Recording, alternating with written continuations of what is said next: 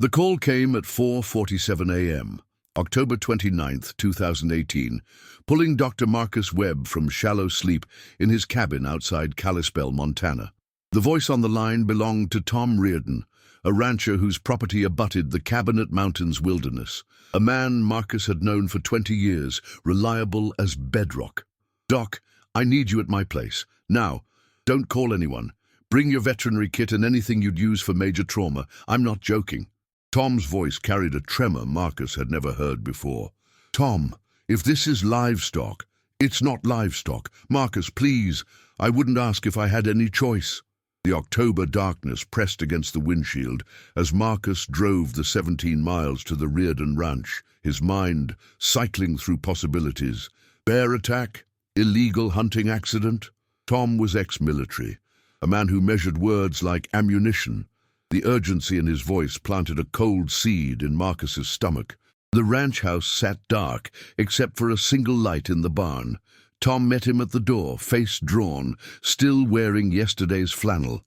Without a word, he led Marcus past the main barn floor, where the horses stirred nervously in their stalls, to a back storage room Marcus had never entered. The air smelled of earth and something else, a musk that raised the hair on his arms, organic and wild, like wet fur and crushed pine needles. Tom opened a reinforced door. Inside, the converted root cellar had been hastily transformed into a makeshift infirmary. An industrial LED work light illuminated the space with harsh, clinical brightness. On a bed of horse blankets lay something that made Marcus's breath catch. At first, his brain refused to process it, cycling through explanations, costume, prop, elaborate hoax. But the clinical part of his mind, trained through decades of veterinary medicine and wilderness rescue consultation, recognized living tissue. The figure was massive, easily 7.5 feet long, broad-shouldered, covered in dark auburn hair, matted with blood and forest debris.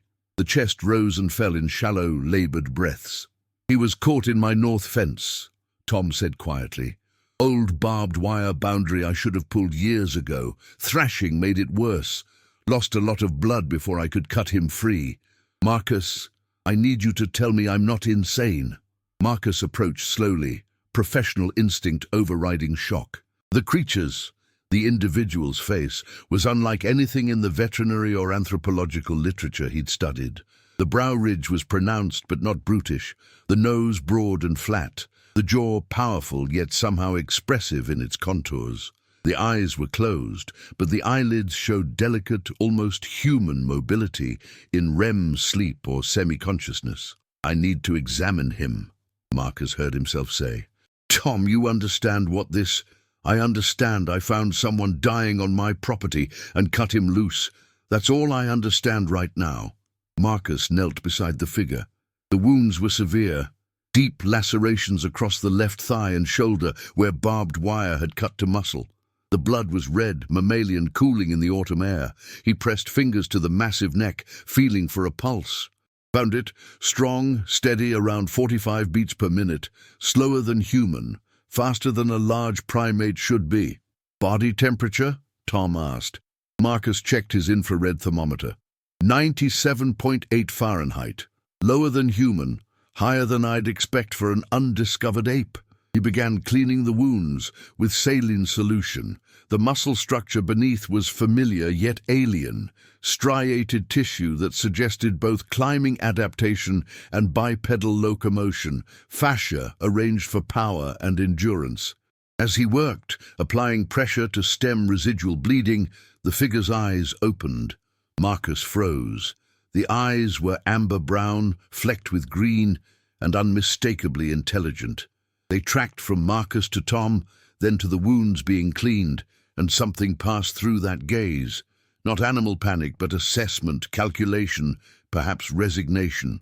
The pupils dilated and contracted, processing the light, the threat level, the situation. The individual tried to rise. Marcus gently pressed on the uninjured shoulder. No, stay down. You've lost blood. The wounds need cleaning and closure." Did he understand words, or just tone and gesture? The figure subsided, watching Marcus with an intensity that made his hands tremble as he prepared the suturing kit. He'd closed hundreds of wounds in his career, wolves, bears, horses, but never while being observed with such evident comprehension by the patient. "I'm going to close these lacerations," Marcus said, maintaining eye contact, speaking as he would to a frightened child. "It will hurt, but it will stop the bleeding. I won't harm you more than necessary." The amber eyes held his. Then, deliberately, the figure gave the smallest nod. Marcus felt the world tilt. "Tom, did you—" "I saw it. The suturing took 90 minutes. The individual bore it with minimal sound. Only occasional deep bass vocalizations that resonated in Marcus's chest, not quite growls, carrying information he couldn't pass. The pain must have been extraordinary, but the figure remained mostly still, only the massive hands clenching and releasing, fingers that showed both human-like dexterity and non-human proportions. Longer, stronger, adapted for both fine manipulation and powerful grip. When Marcus finished, he sat back on his heels, hands shaking with adrenaline come down. The figure's breathing had steadied. The immediate crisis had passed. "We need to monitor for infection," Marcus said, his voice sounding distant to his own ears. "Antibiotics would help, but dosage for this body mass and unknown physiology. Tom, we're operating completely blind here." "What do we do?" Tom asked. "Who do we call?" And there it was, the question that had been building since Marcus first saw the figure in the LED light. He stood slowly, looking down at the impossible patient resting on horse blankets in a Montana root cellar. "If we report this," Marcus began carefully, "what happens? Federal authorities? Wildlife services? The individual becomes a specimen, property of the state, or worse, subject to study without consent. There will be no protocol for this. No ethics board prepared for a discovery that rewrites anthropology.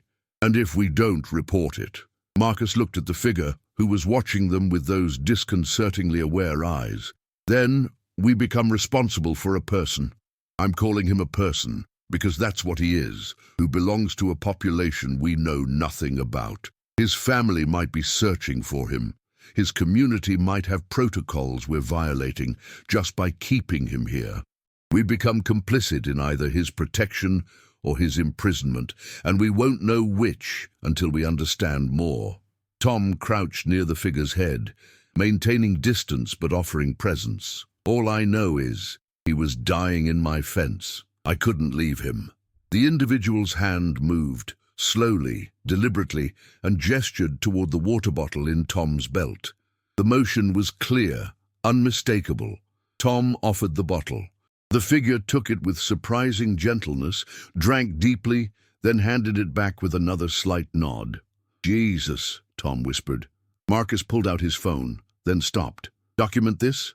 Create a record that could be subpoenaed, hacked, leaked?" He looked at the figure, thinking of the implications. If this individual was part of a population, and he must be, evolution didn't produce singletons, then that population had survived by remaining hidden. Invisibility was their survival strategy. His finger hovered over the camera icon, then moved away. "No photos," he said. "Not yet. Not until we understand what we're protecting him from." Tom nodded slowly. "So we keep him here, hidden, until he heals enough to go home, wherever that is." "We keep him here," Marcus agreed, the weight of the decision settling into his bones. "But Tom, we're past the point of no return. The moment you cut him free, the moment I sutured those wounds, we became part of something that's going to change everything we understand about human evolution, about cohabitation, about what's been living in these mountains alongside us." "Maybe that's why they stayed hidden," Tom said quietly, "because they knew what we'd do if we found them." The figure's eyes moved between them, and Marcus wondered how much he understood, if not the words, then the weight, the tone, the recognition of consequence. In those amber eyes, Marcus saw intelligence, patience, and something else. A question: will you protect me or betray me? Marcus had no answer yet. He only knew that every choice from this moment forward carried implications he couldn't fully map, consequences that would ripple through ethics, science, and the fragile boundary between discovery and exploitation. "I'll come back in 6 hours to check the wounds," Marcus said. "We'll need to establish communication somehow, figure out what he needs, what he wants, where he comes from. And if someone comes asking." Tom's military training showed in the question, "Always plan for discovery." Then we face that when it happens. But for now, this stays between us, absolute operational security. Marcus looked at the figure once more, because the moment the world knows he exists, his life and his people's lives stop belonging to them. The figure closed his eyes, exhaustion claiming him. But just before he slipped into deeper sleep, his hand moved again, this time touching his own chest, then pointing to Tom, then to Marcus. The gesture was simple, ancient, universal. You, me, us. Marcus left the barn as dawn broke over the Cabinet Mountains, painting the peaks in gold and rose light. The world looked the same as it had yesterday, but everything had changed. In that root cellar, hidden under a Montana barn, lay proof that humanity had never been alone, and that discovery brought not triumph but terrible responsibility. He drove home slowly, his mind already working through protocols, nutrition needs, communication strategies, medical monitoring, and underneath it all, the central ethical question: what gave him the right to make any decision about this individual's fate? The answer was simple and damning: nothing. Nothing gave him that right. But Tom had already made the first choice by cutting the barbed wire, and Marcus had confirmed it by closing the wounds. They were committed now, bound to an individual whose very existence challenged every assumption about the natural world. And somewhere in those mountains, Marcus knew others like him were moving through the forest, following ancient routes, living lives that had evolved alongside human civilization, yet remained carefully, deliberately hidden until now. Marcus pulled into his driveway as full daylight claimed the valley. He sat in his truck for a long moment, hands on the wheel, thinking about the nod, the gesture, the intelligence in those amber eyes. Then he went inside to research everything he could find about emergency field medicine, non-human primate communication, and the ethics of first contact, knowing that no literature in existence had prepared him for what was waiting in Tom Reardon's barn. The impossible had become his patient, and with that came a burden of choice that would define the rest of his life. 3 days after the initial contact, Marcus had established a routine that would have seemed absurd if it weren't playing out in the converted root cellar. Every 8 hours, he made the drive from Kalispell to the Reardon Ranch, bringing medical supplies, food samples, and a growing collection of tools for communication: paper, charcoal, field guides to local flora and fauna, anatomical charts. The individual, Marcus had started thinking of him as the elder, for reasons he couldn't quite articulate, something in the patient's demeanor suggesting age and experience, was healing remarkably well. The sutures held clean, no signs of infection. The body's immune system appeared robust, perhaps more so than human baseline. Temperature remained stable at 97.6 degrees, respiration at 12 breaths per minute in rest, pulse steady in the low 40s. But it was the communication attempts that consumed Marcus's attention. On day 2, the elder had begun responding to simple gestures with his own. Marcus pointed to water. The elder touched his throat. Marcus indicated food. The elder's hand moved to his mouth, then to his stomach, a two-part gesture that acknowledged not just the act of eating, but digestion, need, sustenance as a process. By day 4, they had established 43 distinct gestural signs. The elder's hands moved with precision despite their size, capable of delicate pinching motions and broad sweeping indicators. When Marcus brought the field guide to Montana mammals, The elder studied the pages with intensity, fingers tracing images of bears, wolves, elk, then stopping abruptly at the human figure on the primatology comparison page. The elder touched the human image, then himself, then Marcus, then drew a line in the air connecting all 3 points. Then he pointed to his head. "Same?" Marcus asked, touching his own skull. "Similar? Related?" The elder repeated the gesture more emphatically. Then he picked up the charcoal Marcus had brought and, with startling deftness, drew on the brown paper Tom had provided. Not random marks, symbols. A tree with branching limbs. At the base, he drew a simple stick figure. Partway up one branch, another figure. On a parallel branch, a third figure that looked distinctly different in proportions. "Evolutionary tree," Marcus breathed. "You're showing me common ancestry." The elder touched the lowest figure, then the branching point, then the 2 separate figures at the branch tips. One human-proportioned, one matching his own robust build. The message was clear. We diverged. We are related. We are not the same. Tom, watching from the doorway, let out a low whistle. He understands evolution. He's showing you phylogeny. More than that, Marcus said, his mind racing.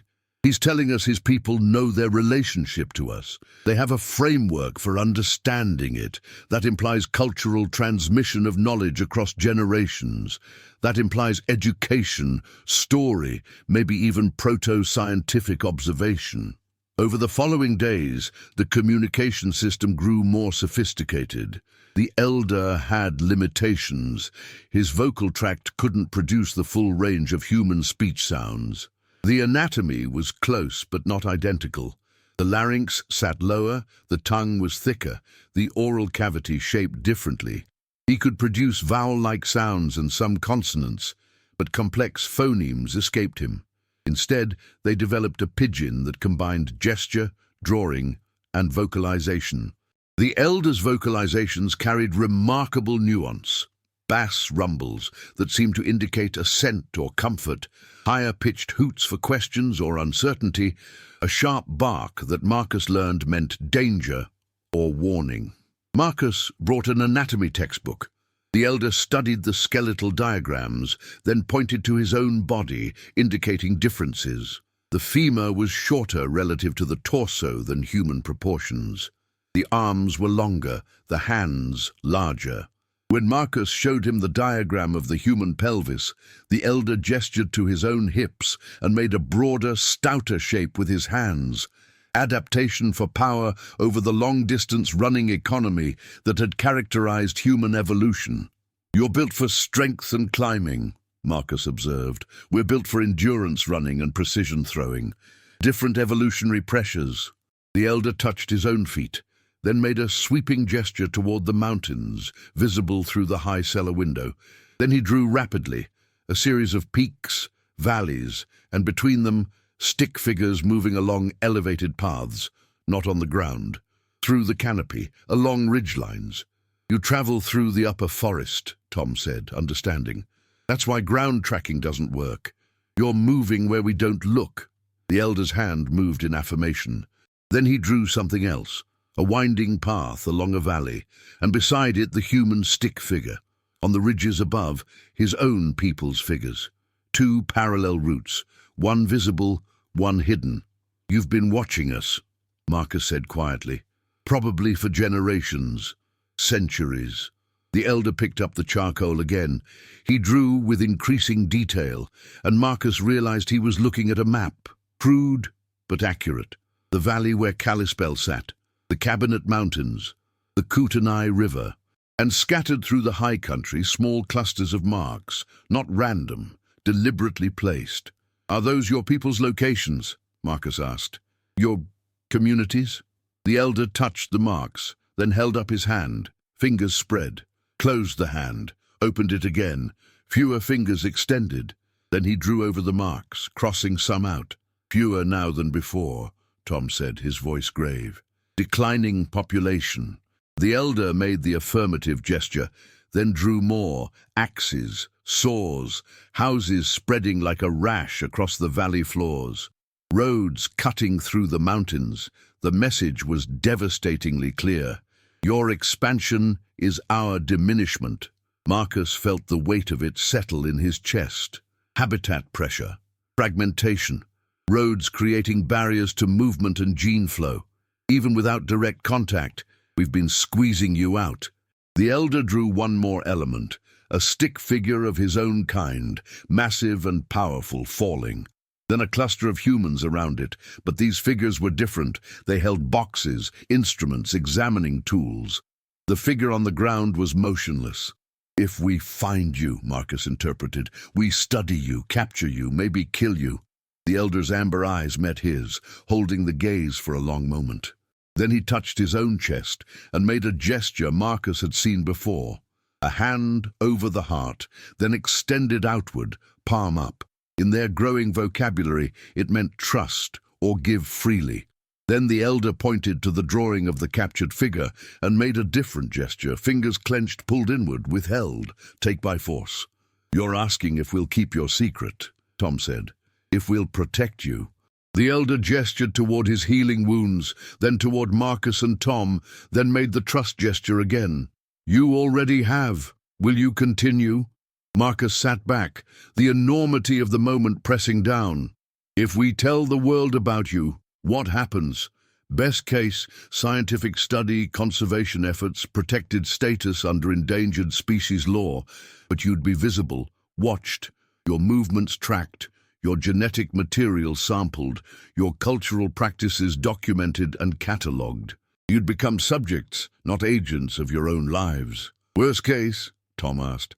Bioprospecting, medical experimentation, corporate interest in your adaptive traits, media circus, habitat invasion by documentary crews, tourists, cryptozoology enthusiasts, complete destruction of the privacy that's allowed you to survive this long.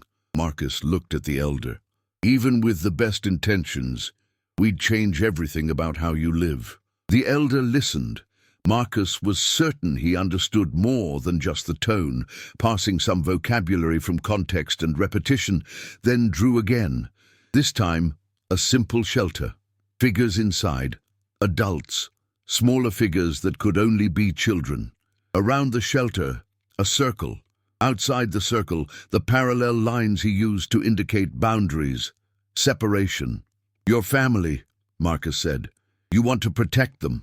The elder made the affirmative gesture emphatic, then pointed to the marks on the map again and drew the boundary circle around each cluster. Then he looked at Marcus and Tom and extended both hands, palms together, then slowly separated them, creating space, distance, privacy, invisibility. You're not asking to be saved, Marcus said slowly, understanding crystallizing. You're asking us to preserve your anonymity, to help without exposing. The elder touched his nose, their agreed-upon sign for correct understanding. How? Tom asked. How do we help without revealing? We can't get you legal protection without documentation, can't secure habitat without explaining why, can't prevent accidental discoveries without warning systems that would themselves draw attention. Marcus thought for a long moment, staring at the map with its scattered, dwindling marks. Then, indirect action.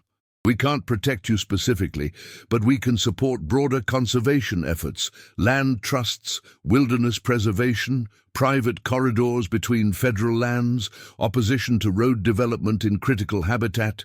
We can be obstacles to the things that pressure you without ever explaining the real reason.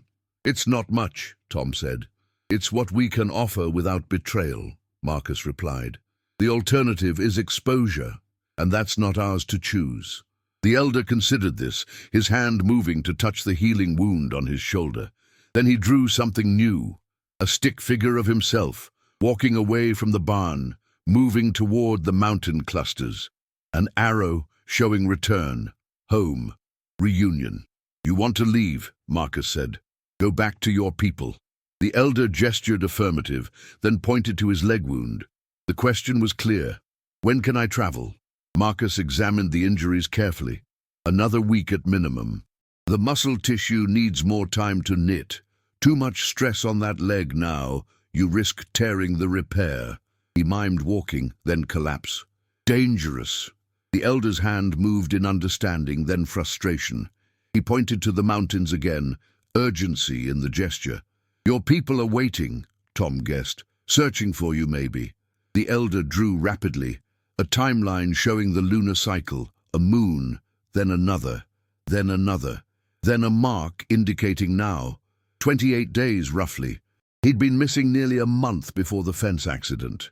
They think you're dead, Marcus said quietly.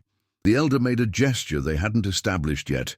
Both hands crossed over his chest, then released outward in a dispersing motion. Marcus couldn't interpret it precisely, but the emotion was clear.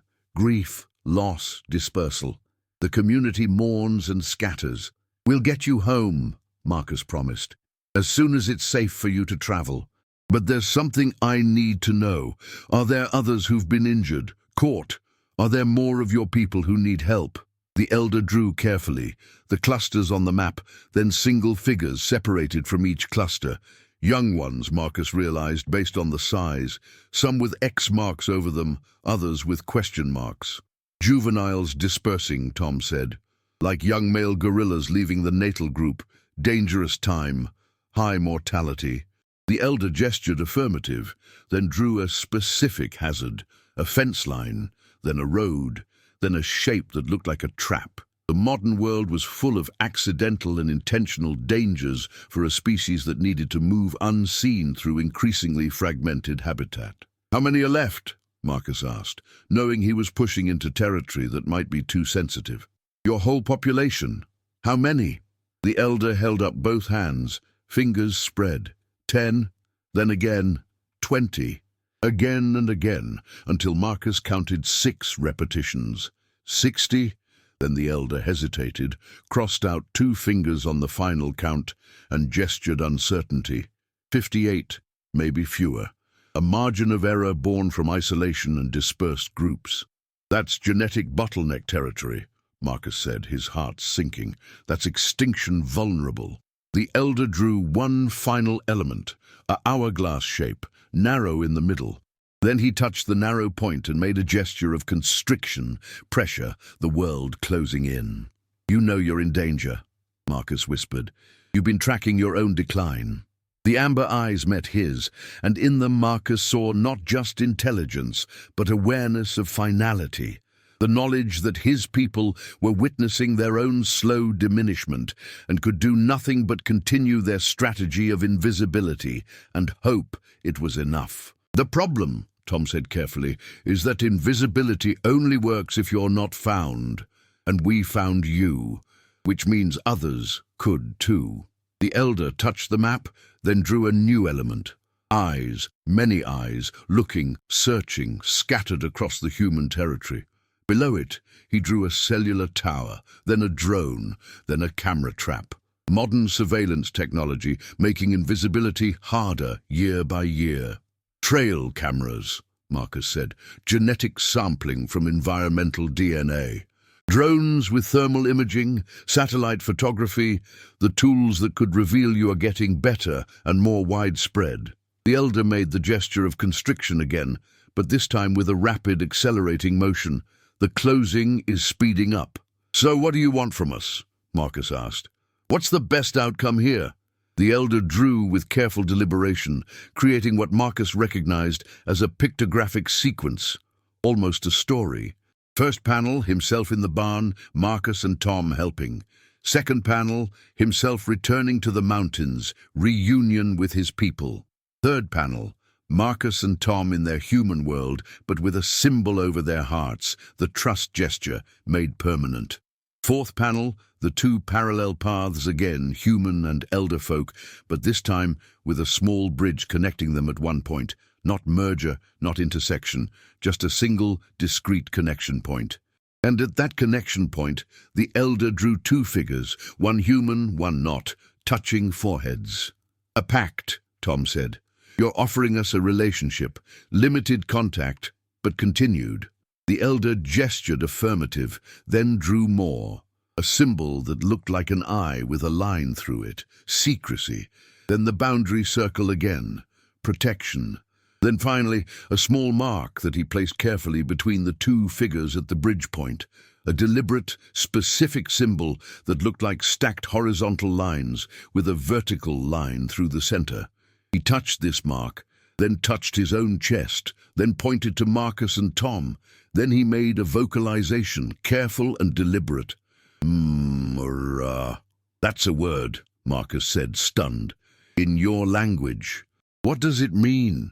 The elder repeated the symbol, the gesture, the vocalization. Then he pointed to the drawing of the two figures touching foreheads and made the trust gesture.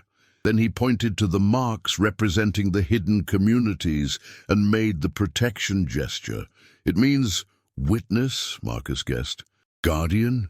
Someone who keeps the memory and the secret? The elder's hands moved in emphatic affirmation. Then he added another layer. He drew a mouth speaking with a line through it, silence, then drew an eye open, watching, remembering, testimony. The paradox of the role he was offering, remember everything, say nothing.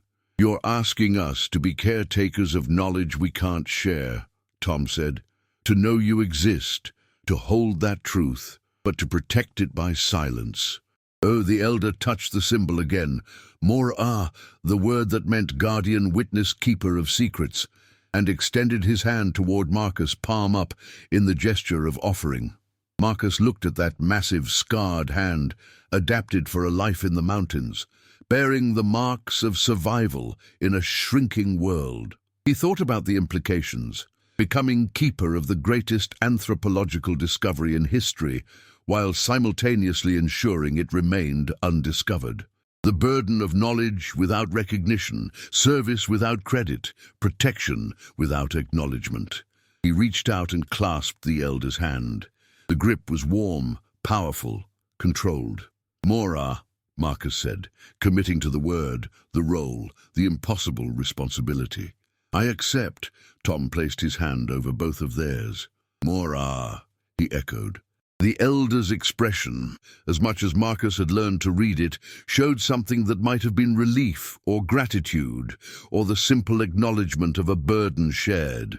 Then he reached to the paper and drew one final element, a tally mark. Beside it, he pointed to Marcus and Tom. Then he gestured to the mountains, to the hidden communities, and made a questioning gesture. Are there others? Marcus interpreted. Other Mora among humans? The elder made the affirmative gesture, then held up fingers. 3, 4, a small number scattered across the range. Others who had encountered his people made the choice to protect rather than reveal, and carried the secret across years or generations. So we're not the first, Tom said.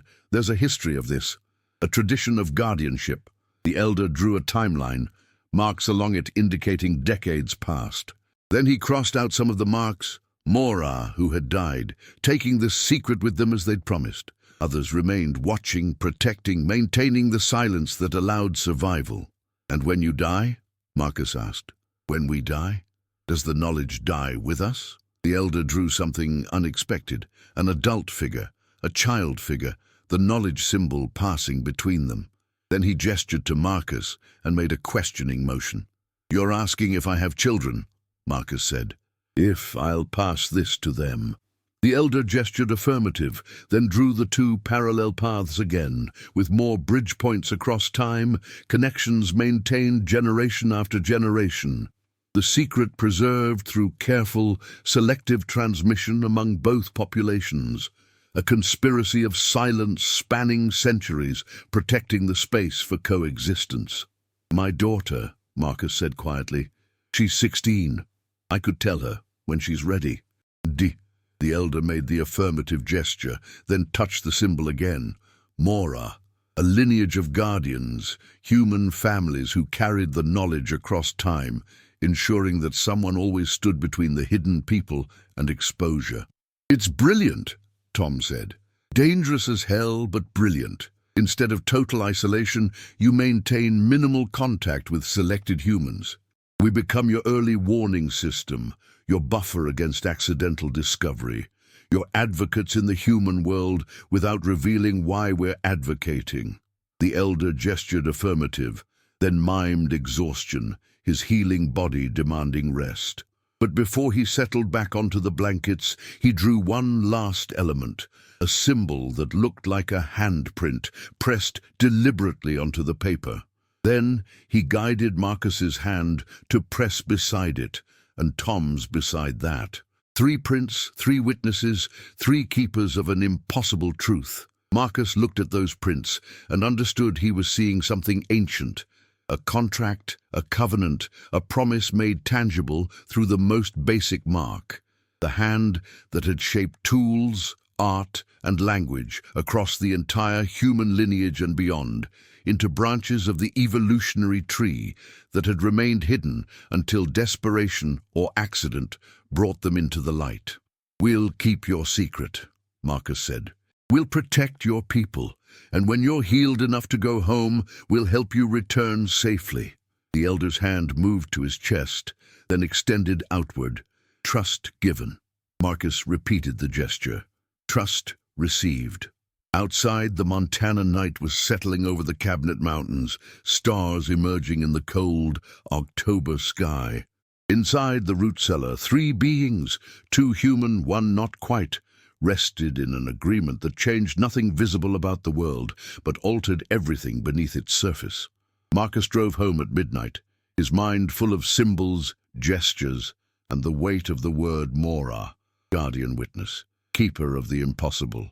A role that demanded everything and offered nothing but the quiet knowledge that somewhere in the mountains, a people who should not exist continued to exist because a few humans had chosen silence over fame. He thought of his daughter, asleep in her room, unaware that her father had just been entrusted with a secret that would define the rest of his life and potentially hers. He thought of the other Mora, scattered across the range, living ordinary lives while carrying extraordinary knowledge. And he thought of the elder, healing in a barn, counting days until he could return to a population of fewer than 60 individuals, carrying news that at least 2 more humans now stood between his people and extinction. It wasn't much, it was everything, and it would have to be enough. The discovery came on day 9, when Marcus arrived for the afternoon check and found Tom standing rigid in the barn doorway, a smartphone in his hand, face drained of color. "We have a problem," Tom said quietly. "A big one." Inside his truck, Tom pulled up a webpage, a wilderness forum, popular with hikers and hunters. The post was dated that morning. Unusual prints found near Cabinet Mountain's wilderness boundary. Large, bipedal, not matching known species. Photos attached. Marcus felt his pulse spike. The photos showed tracks in soft earth, 16 inches long, roughly human-shaped but broader, showing a different weight distribution. Close to where Tom's property bordered federal land. Close to where the elder would have been traveling before the fence accident. "It gets worse," Tom said, scrolling. "Look at the responses." Among the usual skeptical comments and jokes, one stood out, posted 3 hours earlier. "Baxter Biodynamics field team en route to investigate, coordinating with regional office for site access and sample collection. If this is authenticated, it represents significant discovery potential." "Baxter Biodynamics," Marcus said, his stomach dropping. "They're a biotech firm out of Seattle. They do genetic research, biomimetic engineering, pharmaceutical development. Tom, if they find authenticated evidence, they'll flood the area, and it's not just them." Tom scrolled further. Someone forwarded the post to Fish, Wildlife, and Parks. "FWP is assessing the report. That means state biologists could be heading here within days, and if state comes, federal isn't far behind." They went to the root cellar. The elder was sitting up, his wounds healing at a remarkable pace, better than Marcus had projected. The individuals sensed their tension immediately, amber eyes moving between them with questioning intensity. Marcus pulled out paper and began drawing rapidly, the mountains, Tom's property, the fence line where they'd found him. Then he drew multiple human figures converging on the area, carrying equipment, cameras, sample kits, tracking gear. The elder's posture shifted, shoulders tensing. He pointed to the converging figures and made the danger gesture. Sharp, urgent bark. "Yes, danger," Marcus confirmed. "They're coming to look for evidence of your people. They found tracks, probably yours from before the accident. If they find more, if they establish that something unknown is living here..." The elder was already moving, testing his weight on the injured leg. He winced but remained upright. He gestured to himself, then to the mountains, then made a rapid, immediate motion. "Leave now." "You're not ready," Marcus protested.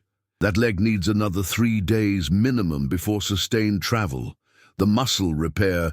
The elder cut him off with a sharp gesture, then drew quickly, human figures spreading through the mountains like a web, closing off routes, establishing observation posts.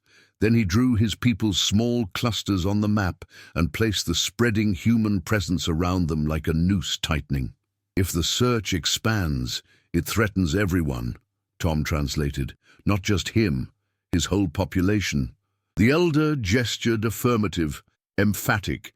Then he pointed to the healing wound, then to the mountains, then made a choice gesture they'd established. 2 paths, select one. The message was clear. Risk injury, or risk discovery of all. Marcus looked at the individual he'd come to think of as a person, a patient, and something approaching, a friend. The medical professional in him screamed against releasing someone not fully healed. But the Mora, the guardian witness he'd agreed to become, understood the calculation. One individual's health against an entire population's safety.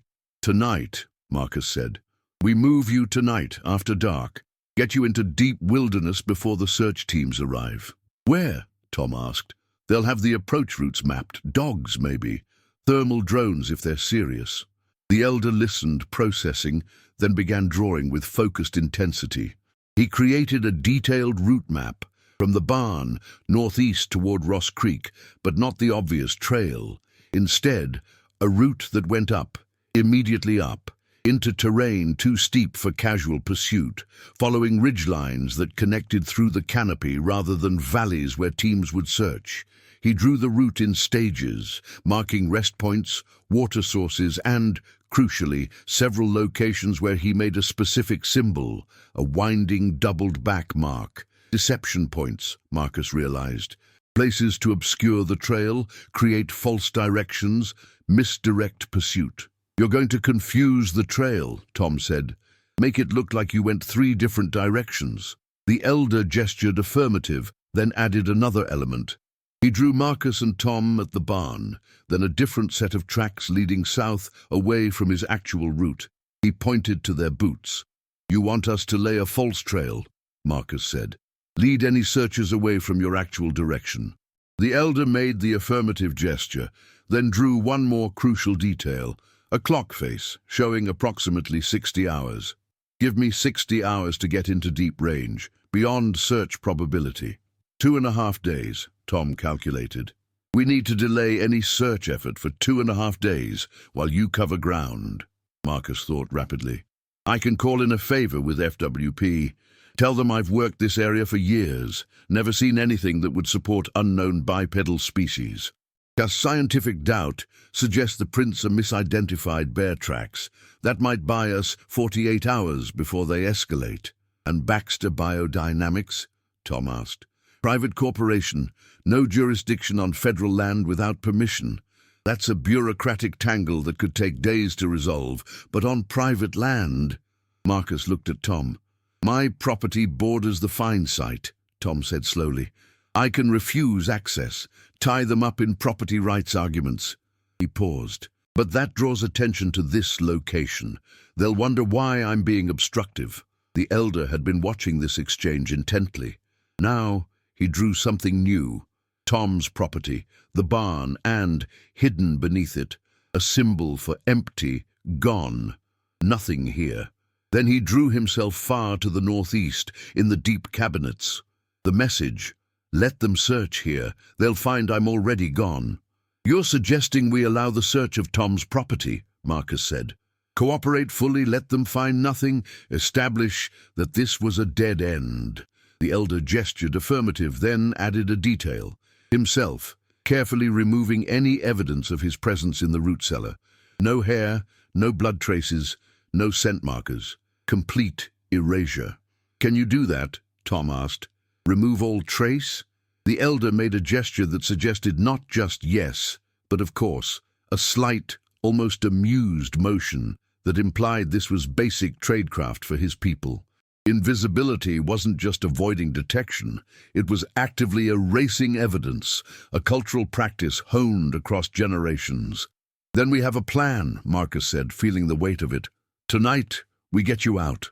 Tom and I create misdirection.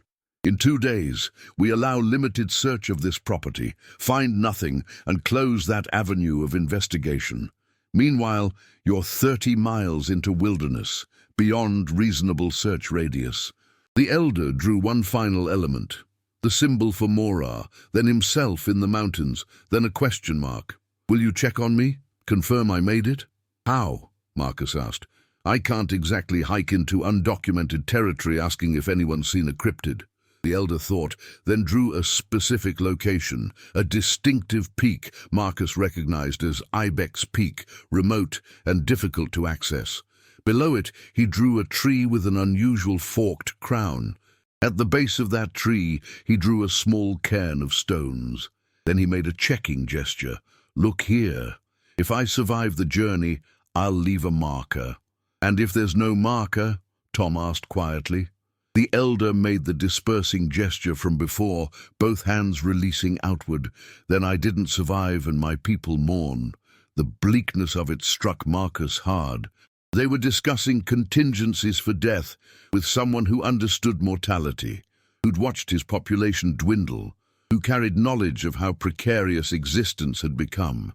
"You'll make it," Marcus said, with more confidence than he felt. "You're strong, you know the terrain, and you have 60 hours head start on any pursuit." The elder made a gesture that might have been appreciation or simply acknowledgement of hope without certainty. Then he began the process of preparing to leave, moving around the root cellar with surprising stealth, checking every surface where he might have left biological traces. Marcus watched him work and realized he was seeing expertise, not instinct, but learned skill. The elder knew exactly where to check for shed hair, how to identify and remove microscopic blood spatter from when Marcus had sutured the wounds, where scent markers might have absorbed into wood or fabric. This was cultural knowledge, passed down, refined across generations of staying hidden. "Your people have protocols for this," Marcus said. "Erasure protocols. You've had to clean up after contact before." The elder paused, then gestured affirmative. He drew a timeline stretching back, marked with occasional points where figures met, human and his kind, and then the erasure symbol. Centuries of near misses, accidental encounters, moments where discovery almost happened but was averted through careful elimination of evidence. "How many times has this happened?" Tom asked. "How many Mora have there been over the years?" The elder held up both hands, fingers spread multiple times, dozens at least. A thin, centuries-long network of humans who'd made the choice to protect rather than reveal. Some of those contacts had been friendly, like this one. Marcus suspected others had been less peaceful. Confrontations that ended in mutual agreement to forget, to erase, to pretend the encounter never happened. As afternoon faded toward evening, they prepared. Marcus packed supplies, extra antibiotics, pain medication carefully dosed for estimated body mass, high-calorie protein sources, water purification tablets. Tom gathered materials for the deception trail, branches that could be used to create false sign, a section of carpet that could be dragged to confuse trackers, and, surprisingly, a bottle of predator urine from his hunting supplies. "I'll mask your scent trail with mountain lion," Tom explained to the elder. "Any dogs they bring will hit that scent instead, probably bulk. Buys more confusion time." The elder made the affirmative gesture, then something Marcus hadn't seen before. He placed his hand on Tom's shoulder in what could only be described as a gesture of respect, soldier to soldier, recognizing expertise. At 9:47 p.m., with cloud cover obscuring the waning moon, they moved. The elder emerged from the barn for the first time in 9 days, and Marcus saw him in the open air, standing at full height.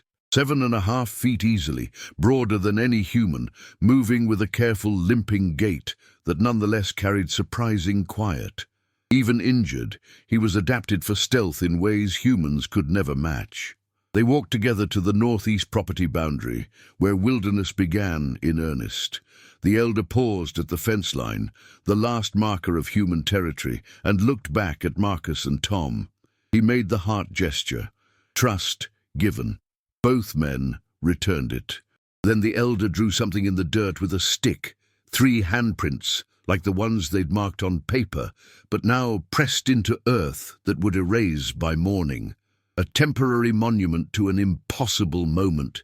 He pointed to each print in turn, then to Marcus, to Tom, to himself. Then he made a new gesture, all 3 hands together, overlapping, unified. Not same, but bound.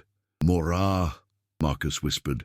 The elder repeated the word, then added the second part of his language that Marcus had rarely heard, Morah Kindel. The second word was new, carrying sounds like wind through pines, but the meaning came through in gesture and context. Morah of the crossing place, Kindel of the between. Kindel, Tom repeated, committing it to memory. The elder touched his forehead, then reached out and briefly touched Marcus's, then Tom's. The gesture from the drawing made real, witnessing, acceptance, connection across the species boundary. Then he turned and moved into the darkness, climbing immediately upslope into terrain that would punish human pursuit. Within 30 seconds, Marcus lost sight of him. Within a minute, even the sound of his passage faded. They stood at the fence line for a long moment, listening to the mountain night. "What did we just do?" Tom asked quietly.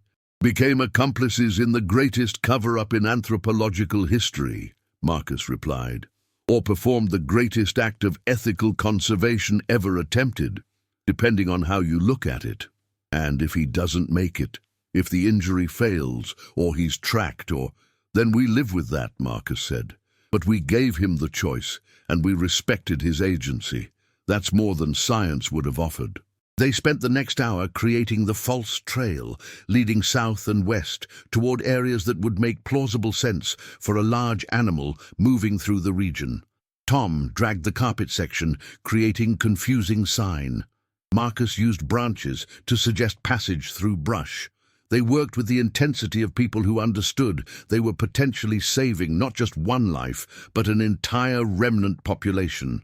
At 2:30 a.m., they returned to the barn and completed the sanitization of the root cellar. By 4 a.m., when they finally finished, Marcus would have sworn no one had ever been held there. The room looked exactly as it had before. Storage, cobwebs, the musty smell of disused space. "Now we wait," Tom said.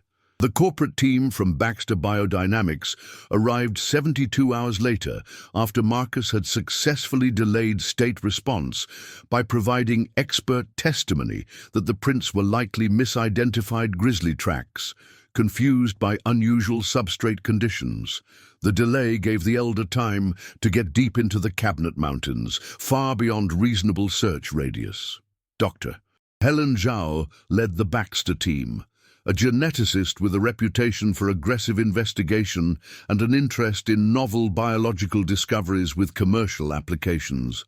She set up a base camp on federal land adjacent to Tom's property and politely requested access to survey his acreage. Tom, playing his role perfectly, refused on property rights grounds. "I don't allow commercial entities on my land without legal authority. Get a warrant." This triggered exactly the delay they'd hoped for. Lawyers, jurisdictional arguments, paperwork. By the time Baxter's team had navigated the legal tangle, 6 days later, the trail had gone completely cold. Rain had washed away the false signs Marcus and Tom had created. Any residual scent had dispersed. When Dr. Zhao finally searched Tom's property, with Tom present as required, she found nothing. The root cellar was examined thoroughly, swabbed for genetic material, scanned with UV light. It revealed exactly what Tom used it for: storage of tools and seasonal equipment. The tracks were real, Dr. Zhao said to Marcus, who'd agreed to be present as a local expert. I've seen the photos. That wasn't bear. That wasn't human. Something was here. I've worked these mountains for 30 years, Marcus said, delivering the lie with the confidence of a man protecting something infinitely valuable. I've seen grizzlies do remarkable things. Walk upright longer than you'd expect. Leave prints that seem almost human in partial impressions. Add substrate distortion, and human pattern recognition does the rest. You're saying there's nothing here, she pressed. I'm saying that in 3 decades of systematic observation, I've never encountered evidence of an undocumented large primate in this region. The ecological requirements for such a population, the caloric needs, range requirements, population density necessary for genetic viability, don't match the available habitat. It was the lie of the Mora. Use scientific truth to obscure scientific reality. The habitat barely supported the remaining population, which was exactly why they were in decline. But stated as an argument against their existence, it sounded authoritative. Dr. Zhao wasn't satisfied, but without evidence and without cooperation from local experts, she had limited options. Baxter Biodynamics wrapped their investigation after 10 days, filing a report that noted unconfirmed tracks of uncertain origin, insufficient evidence for sustained investigation. State and federal authorities conducted brief surveys, found nothing, and closed their files. Marcus watched the teams depart with relief and guilt in equal measure. Relief that the elders' people remained hidden, guilt that he'd professionally denied their existence, gaslighting legitimate scientific inquiry for what he believed was a greater ethical good. Is this what being Mora means? He asked Tom 2 weeks after the last investigator left. Lying to everyone forever? It means choosing which truth is more important, Tom replied. The truth of discovery, or the truth of preserving self-determination for a people who never asked to be found. 3 weeks after the elder disappeared into the mountains, Marcus made the hike to Ibex Peak. It took 2 days, camping overnight at Treeline, then pushing to the remote location the elder had indicated. The forked tree was there, distinctive against the ridgeline. At its base, Marcus found the cairn. It was small, easily missed by anyone not looking specifically for it. 3 stones stacked deliberately, with a 4th stone placed beside them showing a painted mark. The mark was simple, executed in what looked like berry juice or clay, 3 handprints overlapping, like the ones they'd pressed into earth the night of departure. Beneath the 4th stone, Marcus found something else, a small, carefully folded section of birch bark. When he unfolded it, he saw symbols drawn in charcoal. Some he recognized from their communication sessions. Others were new, but their meaning came through. Journey, difficult. Made it. Found, family. They mourned 3 who were lost while I was gone. We are 49 now. 49 remain. The winter will be hard, but we remain. You kept the promise. You are Mora. You are Kindel. When the world forgets us completely, some will remember. That is enough. That must be enough. At the bottom of the bark, the elder had drawn one final image, the evolutionary tree from those early communication sessions, but this time with a new detail. The 2 branches, human and his kind, didn't just diverge. At several points along their length, they touched briefly before separating again. Moments of contact across the ages. And at one of those touching points, the elder had drawn 3 small figures, Marcus, Tom, and himself. A moment of contact in 2018, preserved in charcoal on birch bark, witnessed by mountains that would outlast both their species. Marcus sat beside the cairn for a long time, looking out over the Cabinet Mountains, stretching to the horizon. Somewhere in those peaks, in the secret places where human infrastructure hadn't yet reached, 49 individuals lived lives of careful invisibility. They moved through upper canopy routes, buried their dead in hidden places, taught their children the arts of silence and erasure, and watched the world change around them with the knowledge that discovery meant extinction of a different kind. He was more now, guardian witness, keeper of the impossible truth. He would go home, return to his ordinary life, and never speak of this to anyone except someday his daughter when she was ready to bear the weight. He would oppose road development and support wilderness protection, using his professional credentials to argue for conservation without ever explaining the real reason. He would be one voice among many, insufficient to reverse the pressures on habitat, but perhaps enough to slow them. And when he died, he would pass the knowledge to someone he trusted, maintaining the thin chain of human guardians who stood between the elders' people and the discovery that would destroy them. It wasn't enough. It would never be enough. 49 individuals were already past the minimum viable population threshold for most species. Genetic diversity would be dangerously limited. Inbreeding depression would increase across generations. Short of a miracle, or impossibly aggressive habitat protection that would itself draw questions, the elders' people were on a slow trajectory toward extinction. But they would face that trajectory on their own terms, invisible to the end, masters of their own diminishment rather than specimens in humanity's laboratories and media circuses. Marcus carefully photographed the birch bark, his only documentation of what had occurred, then placed it back under the stone. The cairn would erode naturally over time.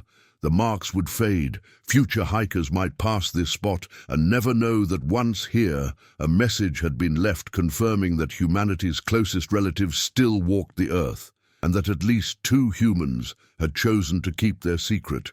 He stood, touched the cairn one final time, and began the long hike back to the world, where he would live the rest of his life, knowing what no one else could know, protecting what no one else could protect. The mountains kept their silence, as they always had.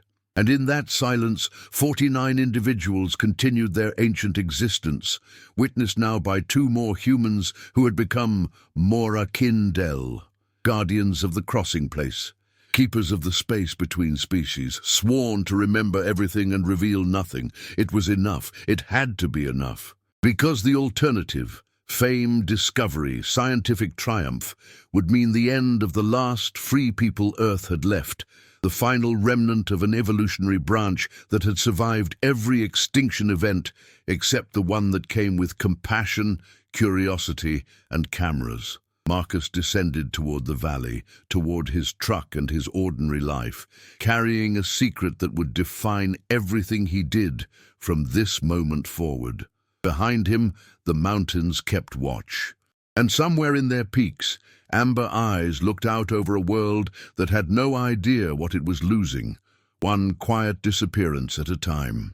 If you enjoyed this story and want more captivating tales that blend scientific rigor with emotional depth, please subscribe to the channel, like this video, and share your thoughts in the comments below. Your engagement helps bring more thought-provoking stories to life. Thank you for listening, and remember, some truths are kept not because they're unimportant, but because they're too important to destroy.